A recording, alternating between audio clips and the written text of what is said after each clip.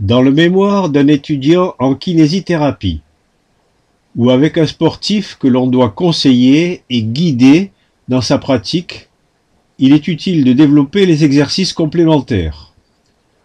Par exemple, pour toutes les activités en charge qui se déroulent avec le poids du corps, comme la marche, la course, la danse ou les arts martiaux, on conseillera les activités complémentaires sans le poids du corps.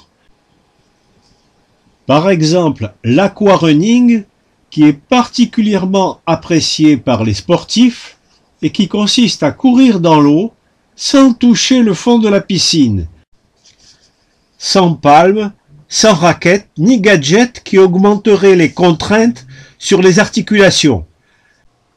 Ce n'est pas le but lorsqu'on veut compenser des activités avec le poids du corps sur les membres inférieurs, comme la course, la randonnée, le football, etc., etc. Chaque mouvement dans l'eau constitue un massage entre la peau qui a une certaine rugosité et l'eau qui a une certaine viscosité. Du fait que la pression hydrostatique augmente avec la profondeur, elle favorise la circulation de retour des membres inférieurs lors de cet exercice qui est effectué en position verticale. Pour les personnes qui en éprouvent le besoin, on peut faire le même exercice avec 1 ou 2 frites pour assurer la flottaison.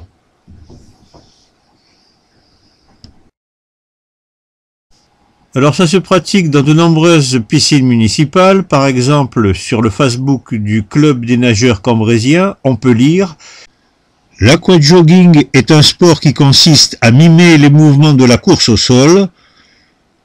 Vous allez pratiquer ce sport dans le grand bain muni d'une ceinture qui vous permettra de courir dans l'eau le plus sereinement possible. » Et pour ceux qui savent nager, les différents types de nage. Les séances de natation et d'activités en piscine fraîche, comme la plupart des piscines municipales de France, sont particulièrement recommandées aux patients qui présentent une sclérose en plaques sensible à la chaleur. Les nages de salon constituent une autre manière de compenser les activités physiques ou sportives qui se pratiquent en position debout, avec le poids du corps sur les pieds. Par exemple, la course à pied, le football, l'athlétisme, la danse, les arts martiaux, etc., etc. Les nages de salon ont pour but de reproduire sur Terre les effets de la natation. Il s'agit d'une activité physique sans le poids du corps, ni sur les membres inférieurs et ni sur la colonne vertébrale. Elle nécessite un matériel très sommaire, un lit ou un tapis de sol. Elles peuvent donc être pratiquées facilement à domicile, en cabinet de kinésithérapie ou en salle de gymnastique collective.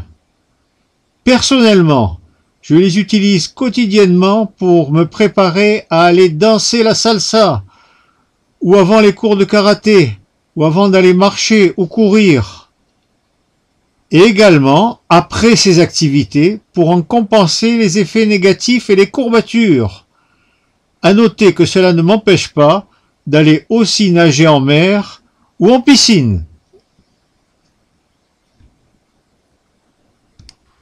Pour apprendre la nage de salon la plus simple, il faut commencer par le faire lentement sur le côté.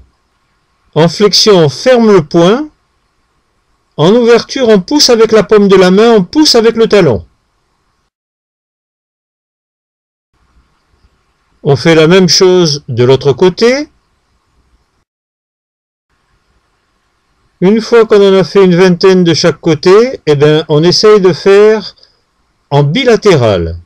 Évidemment, c'est plus difficile et ça demande un certain entraînement. Il y a flexion de tout un côté et ouverture du côté opposé, avec à chaque fois un stretching de quelques secondes.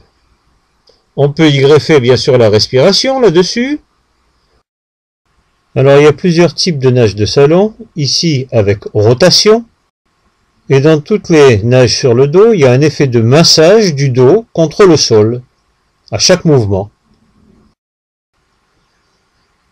Ici, avec flexion du coude supérieur, les mouvements d'ouverture et de fermeture de la main augmentent la circulation, de même que la flexion dorsale et la flexion plantaire. Ici, nage de salon avec stretching des ischio-jambiers et du droit fémoral. Il faudra également le faire sur l'autre côté.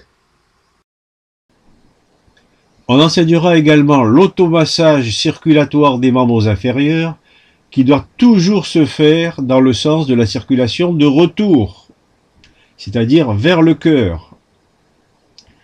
Inversement, pour les personnes qui pratiquent la natation de manière intensive et qui ont souvent des problèmes d'épaule, en plus des conseils de modération dans l'utilisation des épaules, on leur enseignera les contractions statiques du deltoïde.